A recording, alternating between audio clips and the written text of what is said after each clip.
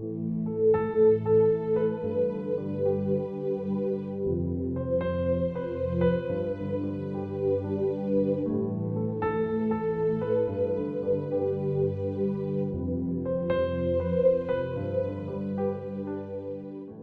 du 1er juin, œuvre de miséricorde. Cette parole est certaine et je veux que tu insistes là-dessus afin que ceux qui ont cru en Dieu s'appliquent à exceller dans les bonnes œuvres. Voilà qui est beau et utile aux hommes. Tite 3, verset 8. Si nous nous appuyons sur ce texte de Tite sans tenir compte de son contexte, nous pourrions en conclure que nous devons continuellement nous engager dans de bonnes actions, ce qui, peut-être, nous permettrait d'obtenir le salut. Cependant, il suffit de lire les versets précédents pour constater que ce n'est pas le cas. Paul précise que le salut est une manifestation de la bonté et de l'amour de Dieu, que nous le recevons par la miséricorde du Christ et le renouvellement du Saint-Esprit. Les œuvres de justice ne s'additionnent pas pour la rédemption. Maintenant, il affirme également qu'après avoir installé cette vérité dans nos cœurs, nous devons nous engager dans les œuvres de miséricorde. Autrement dit, vivre le Christ avec une telle intensité que cela se reflète dans nos actions, que nous soyons des personnes qui grandissent dans ce qui est vertueux. Ellen White dit ceci lorsqu'elle parle de Jésus, notre modèle. Notre sauveur était la lumière du monde, mais le monde ne l'a point connu. Il était tout le temps engagé dans des œuvres de miséricorde, répandant la lumière sur le sentier de tous. Cependant, il n'a pas demandé à ceux avec qui il entrait en contact de contempler sa vertu, son abnégation et sa générosité. Les Juifs n'admiraient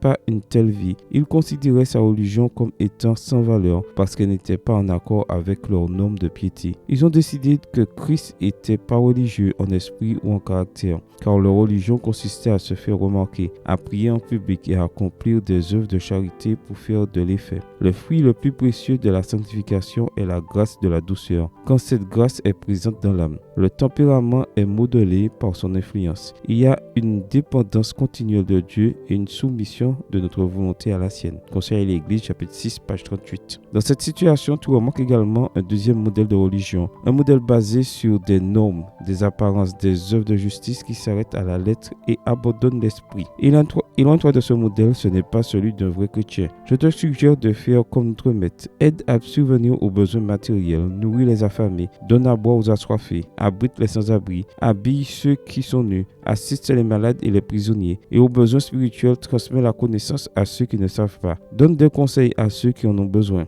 une correction à ceux qui se trompent, le réconfort aux tristes, du respect aux différents et le pardon à tous. Tu dois savoir que cela n'a rien à voir avec ton salut, cela concerne ton caractère. Amen. Bonne journée à toi et que le Seigneur te bénisse.